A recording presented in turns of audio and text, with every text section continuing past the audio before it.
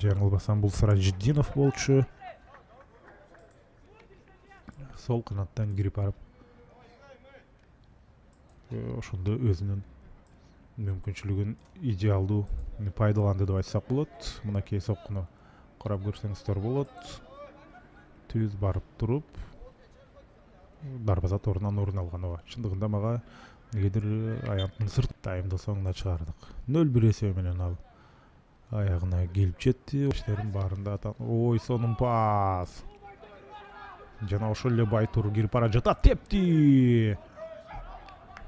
Жана Маматов кары Мурасы Юнайтедтин түштүк магистралда сонун оюн талаасы бар. Азыр сокку гол. Дарбазачы каршы эпкинден кармалып калды. Эсеп ошентип 1-1 айланып турат. Анадолу үчүн дээрлик 56 минута керектелди гол жаратканга. Дал ушул жерде сокку.